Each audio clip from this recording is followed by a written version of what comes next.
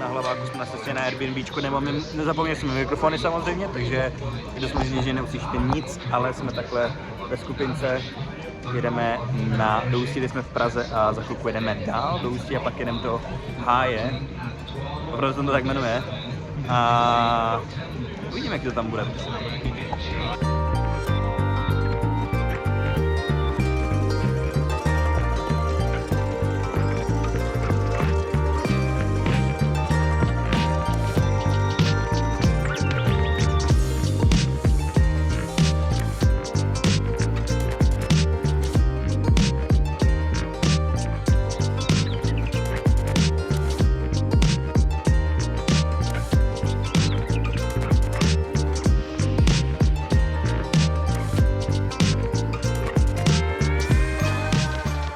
Dorazili jsme, doufám, že mě hlavně slyšet nějak rozumně. Dorazili jsme právě do Háje u Duchcova, což je právě místo, kde bychom měli mít Airbnbčko.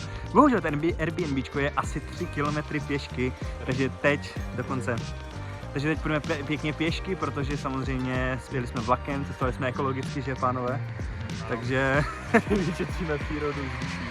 Takže teď jdeme hezky 3 kiláčky, no, nebo 4, tak jdeme na to.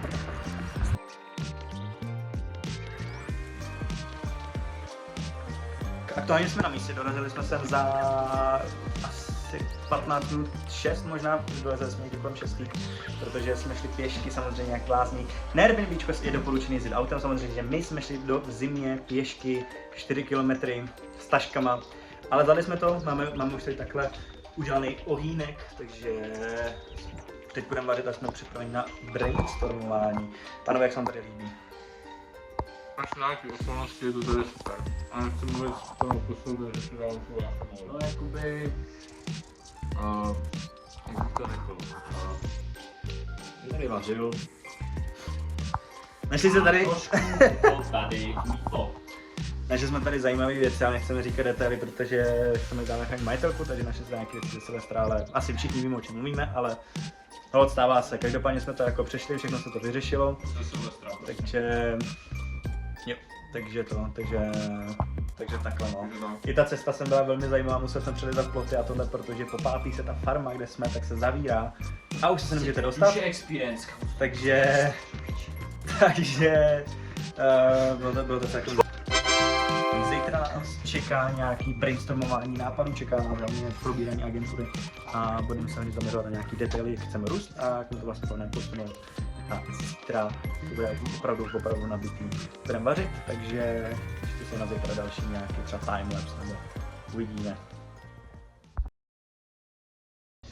Tak už se tady obydlujeme, Kaník už vaří tady hezky kuřecí maso, ale s kostí, takže jako už tady máme zatopeno dokonce. Úplně horko tady příjemně. Těším se na zítřek, až uvidíme, jaký tady máme výhled. Je to tak? Teďka tady nic není vidět, ještě máme takovou velkou pergolu, nebo jak se tomu říká, terasu. A to je asi všechno, co vám chcem říct. Hodně agresivní. Takže je něco okolo 5. hodiny a teďka momentálně sedím venku. A proč jsme se vám vůbec dneska neozvali, vlastně důvod je jednoduchý. Celý den jsme přemýšleli na naší osobní vizí. A dá to zabrat, jako teďka si jenom tak hezky zpracovávám myšlenky v hlavě a mám takový pocit jako vděčnosti, ale zároveň nevím, jak tu emoci moc popsat, jako ještě jsem se s ní moc nesetkal, ale je to takový prostě zajímavý celkově tenhle pobyt. Ještě nám ráno přišly jako nějaký jako smutný zprávy od klientky, jakože co se týká jako nějakých osobních informací jako z jejího života. To vám vůbec nebudu prozrazovat, protože je to docela hodně osobní a jako docela nás to vykojilo, tak jenom abych to tak dořekl. Je momentálně strašná zima, je něco okolo -3 stupňů, takže se tady docela klepu. Jsem vylez ven jenom, abych vám tohle řekl a abych si tady tak sednul a chvíli chilloval. A ještě vám natočím nějaký záběry, jak si tady tak hezky žijem a zítra nás čeká vlastně vymýšlení nějakých systémů, jak práci urychlovat a ještě vize naší firmy. Takže to je za mě všechno a zatím.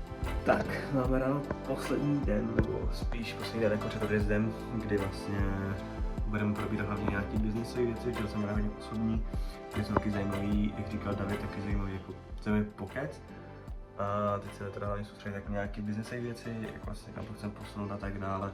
Jsme měli trošku nějakou tu vizi, nějakou tu představu s tím, že je tady zima jako prase.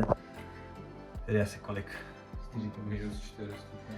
4 plus furt sněží, a tak zase jako má to taky svůj vibe, máme tady krvík, máme tady nějaký tupení nahoře, takže to, když jste se ptali, tak já mám něco v oku, úplně to prase, takže tak David, chceš něco říct?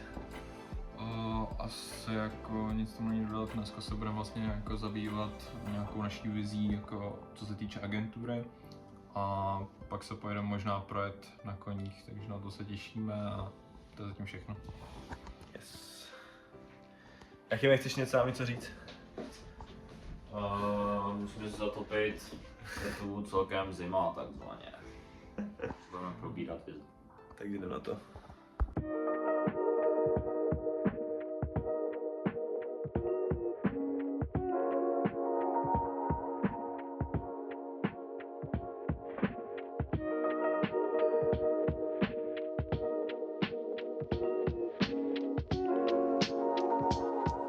Rybníčko máme za sebou, aktuálně se už balíme, připravujeme se na odjezd, za chvilku odcházíme za 7 hodin pěšky v absurdní zimě, ale za mě to stalo za to, našli jsme si nějaký jako vize, myslím, že to stejně ještě budeme jako dolaďovat s průběhem jako stejně času, protože buď to zatím nejsme tak zkušení, anebo prostě za mě ta vize se vždycky dělá nějakou jako dobu.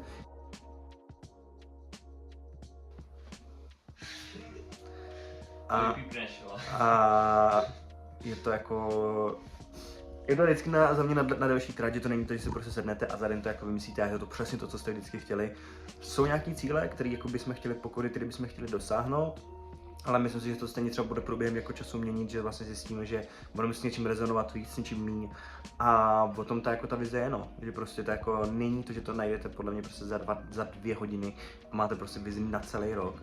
Prostě ta vize se podle mě bude měnit a jako všechno prostě podle jako aktuální situace, podle nových klientů a tak dále, no. Každopádně uvidíme se pravděpodobně v Pardubicích, kde se ještě rozloučíme a řekneme nějaký finální slova. Tak, tohle tak, já bych tady chtěl ten vlog ukončit, protože my jsme se chtěli hlavně s klukama ještě rozloučit, když jsme přijeli z Prahy, ale trošku jsme nestíhali a byl taky trošku nakvap, David běžel na bus, takže se takhle rozloučím aspoň sám.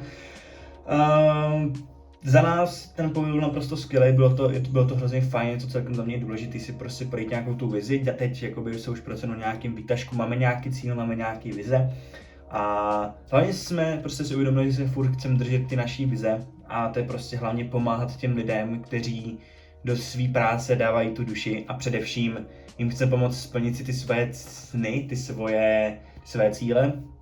A hrozně nás jako těší, když prostě vidíme, že ta naše práce má smysl, že například vidíme, že klient prostě tam má nějaký formulář a ty lidi se přes ten formulář přihlašujou. To je za mě naprosto skvělý. A takže takhle no, to je jako asi... Já hodně moc jako věcí nechci říkat, protože přeci to je tak nějak jako naše, především tam chceme jako zoptimalizovat nějaký systémy a nějaké další věci. Ale to zase bych jako měl dlouhou trať, máme tam nějaký plány na tady ten rok. Uvidíme, jestli se to splní nebo ne, chceme do toho dát jako maximum. A uvidíme, jak to půjde. Věřím, že když si prostě dá ruka k dílu, tak to nějak jako půjde. Je takový to, že ta vize je prostě jako trošku pro nás nekomfortní a zároveň si říkám jako proč ne, prostě proč jsme to nemohli zvládnout, protože to zvládlo před náma spoustu jiných lidí. Tak jako na jednu stranu i nevidím důvod, proč jsme to my jako nezvládli. Takže uvidíme, jak to půjde. Snad to bude co nejvíc jako smooth a snad to bude co nejvíc jako fajn. Takže uvidíme, no, ono věřím, že ta i vize se bude během toho roku jako přizpůsobovat, protože přece jenom ten člověk, nebo jako i vy, prostě máte nějakou vizi, kterou si nastavíte teď a ta vize se za půl roku může změnit, což je prostě normální, tak to prostě bývá. Ale to, co teď máme nastavené, je za mě jako fajn, to je za mě super, těším se na to a máme i přemýšleli jsme nad nějakou tou svojí osobní vizí, jak říkal David. A to věřím, že taky dalo, moc si člověk uvědomí, že třeba nějak jako pořádně tu osobní vizi nemá, byl taky trošku, nechci říct depresivní, ale jako přemýšleli jsme A teď vlastně, když jsem se vrátil, tak jsem se jako uvědomil, že to, co tam mám jakoby na svém vision boardu, a tak tam ještě přivedu nějaké věci, na kterých se těším. A jsou to jako, je to hlavně o tom, jestli fakt víte, jestli ty věci jako jsou vaše nebo ne, jestli to prostě není o tom, že jste to viděli někde na Instagramu a řekli jste si, jo, tohle bylo by fajn mít, ale je to otázka, jestli to vidíte kvůli tomu Instagramu a lidi si to chválí, a nebo to je fakt to, co vnitřně chcete. Může to být i nemusí to být, a je to čistě na vás. Ode mě ale také teda všechno, věřím, že od kluku. Věřím, že brzo asi půjdeme do Prahy fotit, takže opět vás tam zase jako vemem do nějakého salonu, máme tam nějaký plány a tohleto, takže se to bude nabitý a především se určitě do dalšího vlogu. Tak jo, mějte se hezky.